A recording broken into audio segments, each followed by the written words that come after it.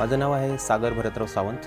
आज आपण इथं PSI स्टॅन असिस्टंट याबद्दलच्या जॉग्राफी या विषयाबद्दल अभ्यास करणार आहोत। जॉग्राफी या विषयामध्ये आपण आज खंडांची ओळख म्हणजे हेच जे आपण आज लेक्चर घेणार आहोत। खंडांची ओळखबद्दल आज आपण अभ्यास करणार आहोत। युरोप खंड हा सलग असा प्रदेश नाही आहे। आता तुम्ही नकाशामध्ये बघतच आहात की त्याची जी निर्मिती झालेली खूपच तुकड्यांमध्ये, म्हणजे इथं इंग्लंड, स्कॅन्डिनेव्हियन देशांमध्ये नॉर्वे, स्वीडन, फिनलँड असे इतर देश येतात जे आर्टिक महासागराच्या दक्षिणेला आहेत, म्हणजे उत्तरेला, म्हणजे जास्तीत जास्त उत्तरेला ते गेलेले आहेत आणि त्यांनाच स्कॅन्डिनेव्हियन देश असे म्हणतात। या पर्वतश्रेणीची आता वैशिष्ट्य अशी की ही एक पर्वतरांग सलग नसून विविध रांगा, पठारे, टेकड्या, सुळके आणि मैदानांचा यामध्ये समावेश झालेला आहे। म्हणजे पूर्णपणे जशी रॉकी किंवा अँडीज पर्वत जशी सलग आणि विस्तीर्ण अशी आहे तशी इथं नाही। इथं नदींच्या खनन कार्यामुळे तुकडे झालेले आहेत। छोटे छोटे डोंगर, दऱ्या, परत टेकड्या,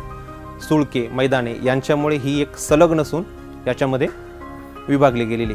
आशिया खंड याच्यामध्ये भारत, चीन, सगळे जेवढे मिडल ईस्टचे जेवढे कंट्रीज आहेत त्या सगळ्या पण याच्यामध्ये येतात। याच्यामध्ये आपण जर बघितला तर हा माउंट एव्हरेस्ट म्हणजे आपला माउंट एव्हरेस्ट, कुनलुन, तिएनशान यांची जी सुरुवात होते ते म्हणजे पामीर नॉट म्हणजे गाठ, ती अशी गाठ की ज्याच्यापासून सगळ्याची सुरुवात होते किंवा ज्या सगळ्यांची सुरुवात किंवा ज्याचा सगळ्यांचा शेवट जिथं होतो त्याला नॉट म्हणतात। साऱ्या खंडांचा एक संक्षिप्त आणि थोडक्यात आपण अभ्यास केलेला आहे। याच्यामध्ये बराच आहे, जसं नद्यांचं, वनस्पतींचं, वाळवंटांचं, म्हणजे कसे कुठले वाळवंट आहेत या सगळ्या गोष्टींचा आपण अभ्यास करू शकतो। पण MPSCच्या अभ्यासाच्या दृष्टिकोनातून ज्या गरजेच्या गोष्टी होत्या त्या आपण आज इथं कव्हर केलेल्या आहेत। थँक्यू, धन्यवाद।